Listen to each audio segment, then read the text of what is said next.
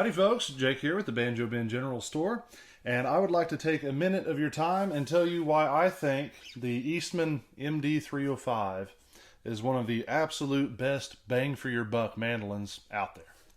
So stick around, we'll talk about it, and I'll even play you a couple tunes at the end. Thanks. Okay, so first up on our patented Banjo Bin's instrument gauntlet checklist, sound and playability. This is the most important thing with any instrument in any price range. How does it sound? How does it play? I have to rank the 305 way up at the top, considering especially the price point. I mean, this is an instrument that you could, no joke, play professionally. It's that good. It doesn't leave you wanting, it doesn't make you feel like you're missing anything. It doesn't feel like you're giving up much to play this, even though, it is kind of a dressed down version. It's not the F style. It's pretty plain in its appearance, but we'll talk about that later on, how that doesn't really affect, the bottom line a whole lot as far as the sound and playability goes. Plus, these have a radius fretboard, which is pretty uncommon in this price point, which just fits the fall of your fingers much more naturally. And of course, we do a full setup on them here before they leave the shop, so every one of them will play, fantastically. And that would include any intonation we would have to do, nut, saddle adjustment, fret leveling, neck adjustment, just the typical things like that. But I will say with the Eastmans, there's not usually much we have to do to them. We will go over them a little bit just to make sure they check out, but they're one of the few companies in this price range that we don't have to do a lot of work on before they're ready to send out. So sound and playability, way up there at the top, especially for this price range. Concerning the sound, it's warm and resonant and full and punchy. Actually, when I was setting the mics up to be able to kind of get a reading on the adjustments of the mics, it was overloading them, and I've got them turned way down right now. I had to even kind of set them away because this thing it's what they call an earth shaker. It'll rattle the windows. So yeah, sound and playability, big thumbs up. Okay, up next, quality of construction and materials. This is important, obviously, for obvious reasons. It's going to kind of determine how your instrument sounds and plays, which we just talked about, but it's also going to play a factor in how long your instrument lasts and how much of a pain it is to be always, keeping it in check. So the Eastmans are very, very high up on the list as far as construction and materials. I'll roll in some B-roll here. You can see the fit and finish is just excellent. The actual parts that they use, like on this one, they even upgraded it to a solid cast tailpiece. Years ago, I remember they used to come with a cheaper sheet metal stamped tailpiece with the cover plate like a lot of your entry-level mandolins do. But they've even upgraded this recently, so it's got a real nice heavy-duty cast tailpiece. The ebony fingerboard and bridge are very, very dense and nicely polished. And I say that because a lot of times things in this price range will be advertised as ebony or ebonized. You'll see that word sometimes, which just means it's very poor quality wood that's painted black. These are true ebony fittings, the fingerboard and bridge, and they're very dense, very nicely finished.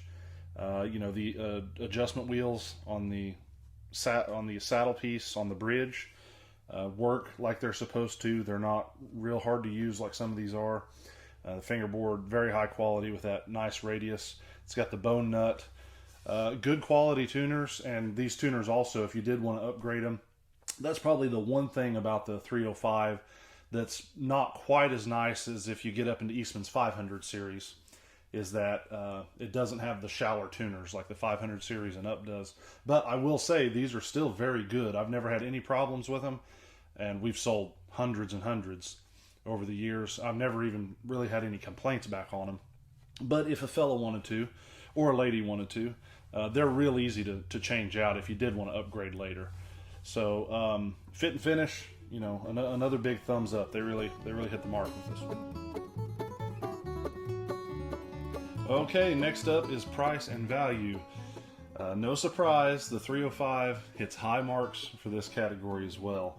Not only do you get an incredible sounding and playing mandolin, it comes with a lifetime warranty, comes with a really nice gig bag, and this mandolin at the time of making this video can be had for right at the $500 mark, which is incredible to think about, that you could have an actual professional level instrument for $500. I remember when I was learning to play, of course I started on the guitar. So kind of the gold standard for guitars was Martin guitars, and this was 25 years ago or somewhere in there. And if you wanted something that sounded like a Martin, you had to shell out Martin money for a Martin. It was very hard to find something of that caliber for less than the price you'd expect to pay. Now we're kind of in the golden age of instruments, and I think this one kind of sets a gold standard for mandolin. $500, you cannot get a better mandolin than this. Also, I'll talk a bit about A style versus F style. What a lot of people don't realize is this same mandolin in an F style would run nearly double the price. That's kind of the way the scale goes on A style versus F. And it would be the same mandolin. It's the same tuners, the same bridge, fingerboard, tailpiece, quality of woods, appointments. Everything's the same. It's just that the F style has that scroll and the 2 points on the bottom. But the thing about that scroll and 2 points is that it doesn't really change the size or the air chamber of the mandolin. It's still the same.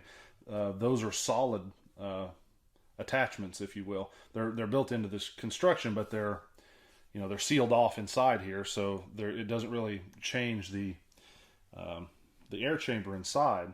It does change the tone a little to a really developed ear. The extra mass of an F style tends to make it a little more cutting or a little more bright. But even that comes down to a personal preference. The more I play and the more I realize that pros are switching to A styles, there is definitely merit in the fact that the A style has more of an open and warm sound, and that real big woody chop that everyone so desires in a mandolin. I mean, it's got all those things, and it's still got plenty of cut, plenty of power. It's just that the nuances are very slightly different between the two, but that's not a quality detriment. That doesn't change anything there. So yet again, no surprise, the 305 scores very high in price and value. Okay, moving on to the next one. We're going to talk about consistency.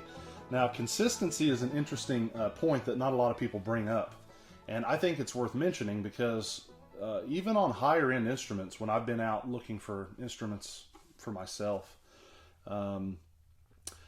I've noticed that sometimes you can play 10 of the same guitar, the same model, the same mandolin, the same model, banjo, what have you, 10 of the same on a wall, and some of them may not be very good at all, and some of them may be very good. With Eastman's, they're so consistent that they're one of the few companies that I would be completely happy with just taking one in a blindfold situation. And I sincerely mean that. When I was getting ready to set up to do this video, I played about 6 or 8 of these. We just got a big shipment in, and I played a bunch of them, and they all sounded incredible, and there wasn't really one in particular that just stood out that was head and shoulders above the rest, because they were all so good. And that's really important, especially if you're buying online or something like that. Of course, I know a lot of y'all don't really have those worries when buying with us, because we do a full setup. That's what our whole reputation is based on, and we have an easy return policy and things like that, even if you just don't like it for whatever reason. But all that aside, it does kind of put your mind at ease knowing that these are all very good. It's a very rare chance you would get a lemon. Of course, if there is any that are lemons, we filter through all those. We don't send them out. We only send stuff that we would be happy with ourselves. But honestly, and I'm not blowing smoke, in the hundreds and probably in the thousands of Eastman instruments we've sold, I don't hardly ever recall a lemon. I mean, we had a couple that were maybe damaged in shipping along the way or something like that, but that is a very rare occurrence, and of course they're fully insured, so it's not an issue. But No, again, consistency, very high. Okay, folks, we're almost there. Thanks for sticking with me.